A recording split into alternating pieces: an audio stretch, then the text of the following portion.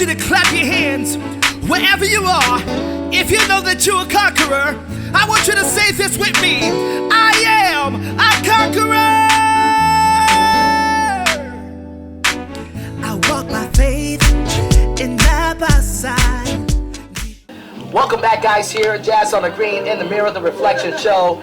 And I'm taking this deep breath because I'm overwhelmed with the stories I've been exposed to, I've been living in the moment with, and I've also been educated in.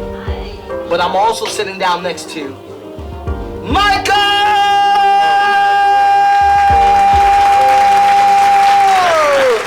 Right. You know, it's, what they say, soccer season? The World Cup? You know I had to give you a shout out like that, right? Thank you very much, man. I appreciate that. How did that shout out make you feel? It made me feel great, man. And I think that's what it's all about, making people feel good. Yeah. Whether you believe it or not, man. And I think you might believe it, but you made me feel fantastic. Ah! And that's all that matters, you know what? You know, I think people forget, Mike, that life is, when you become self-centered, you destroy the community of what it means to love the person that is next to you. But I truly believe when you become selfless, you embrace the community of love and you share it with those who are in need of it. And I think that's one thing that I love about you is when we met you the other day and we had just got in from Florida, tired as ever, but your love kept us there, your wisdom kept us there, and your drive of wanting to help elevate us just really allowed me to really look at you from the place of a giver.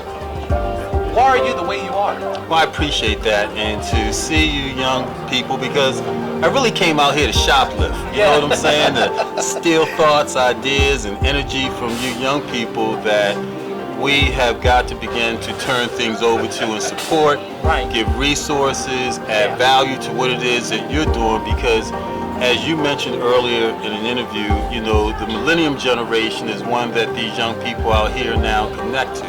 You know, I remember when I came up, and I'm not from too far from here. I'm from Baltimore, Emerson Village. A couple blocks away from that 7-year-old, where that 7-year-old girl got shot. Wow. And you last grew up week. there? I grew up in that environment, and I survived getting out to go to college in Boston, but what I didn't survive is me and my thoughts and some of the things that I did to myself, you know, and thank God for the ability to have people in my life that helped me and were selfless with their time and their commitment and their energy to help me turn my life around. And what was your dream as a little boy growing up in Baltimore in the Emerson area? Well, you know, my dream was always to just get out and do something good for me and do something good for my community. And of course, everyone, when you grew up in the environment I did, wanted to play professional sports, but I knew at a point that wasn't going to be a reality. You knew. What changed that moment that really changed your reality today?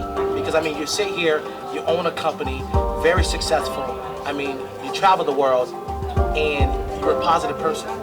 What was that moment that you knew that changed your direction? Well, you know, I appreciate that, and I got to tell you, the grace of God has allowed me to travel the world and allowed me certain success of business that isn't always measured by the materialistic aspect of what people measure success by. You know, success to me is being in your presence, and enjoying this atmosphere of camaraderie, because that's what it's all about. I believe that God's vision for this world was for us to be in community and for us to share unselfishly what it is that we had to offer, man. But I've had an opportunity to have a successful corporate world and job and realize some of the materialistic value. But when I really realized that the only way to keep what it is that I had was to give it away, you know, and that's what I try to show young people, that the earlier you understand that in order to keep what you have, be it time, treasure, or talent, you have to share it, you know, abundantly and unselfishly with everyone that you run across, man. That's powerful. Have you ever been taken advantage of? And in that moment where you're taken advantage of, how did that affect you giving as a person? So I get taken advantage of every day. There's an app called the Cash App. I've got 5 children.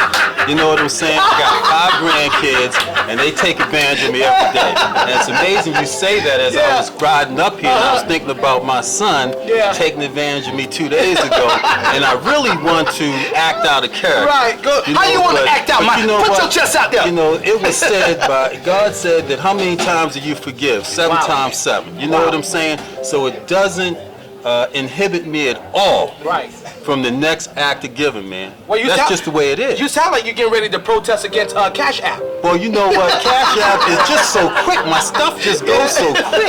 You know what I'm saying? Just let me go to the ATM machine 5 minutes and think about it. Telling you. Now it's just a matter of a button and it's like gone like that. Time has changed. But you know, God has allowed when you give and you give freely and you give for the right reason, man, that, you know, the treasures overflow. Right. And if that's what you look for in terms of treasure, the materialistic aspect, you'll get that too. Yeah. But the real reward is in what you feel and how you feel when you give. I just came back from a week, last week, out in Navajo land at the Indian reservation doing some mission work with a group of young people from Baltimore. And if you look at the way that those people out there live, having been born and really were the first people of this country, and how they're treated now and what they have, places like Sandtown in Baltimore and Edmondson Village look like paradise to those people. Wow. Compared to how they live now. But when you go out there and you are able to be in community and appreciate what it is that they don't have and how they enjoy, you know, one another and what they do have, you come back here with a different perspective of what life is all about. And it's not about always chasing the dollar. It's not about chasing the dollar. Not for me. How life gives you the opportunity to understand who you are, the dollar doesn't become anything. That's what you're pretty much telling me. You worked in corporate world, right? But you stepped out on faith. You started your company. Yes. And your company is successful. Yes. What was that moment like stepping out on faith for you? Well, it was painful, man. I mean, it took me you know what? a couple of years. It was very painful, true. you know. And I'll never forget the day of January 15th when I had maybe $3. You talk about somebody that did, you know, very well from a dollar perspective in the corporate world. But when I decided to be my own man in terms of running my own business, it was not easy. And somehow, you know, God allowed me to persevere when things turned around, you know. And when I earned that first $1 and I was able to give back a few pennies of that dollar, you know, it was a good feeling, man. I was able to employ other people within my business and help other people within my business. It was a good feeling, man. It's a good feeling to be your own person, to be able to be flexible to a point of giving time and saying, hey, I'm going to serve on this board or work with this organization or donate this, donate that, because my needs materialistically are very small, particularly at this phase of my life. But how can I embrace and help someone else? And that's powerful. How can I embrace and help someone else? In this moment, there is someone watching that are looking to embrace this moment with you. What word can you share with them that they can connect with you in this moment? Well, first of all, integrity. Live life with integrity. And integrity to me is a matter of when no one is watching, what will you do? You know what I'm saying? When no one is watching. When no one is watching, what will you do? You know, will you do the right thing? Wow. Will you do the right thing when no one is watching? Guys, this is Ramsey Rizari in the Mirror, the Reflection Show. And remember, your experience matters. Stay tuned. We have more coming your way here at this beautiful event. Jazz on the Green, honoring teachers and military.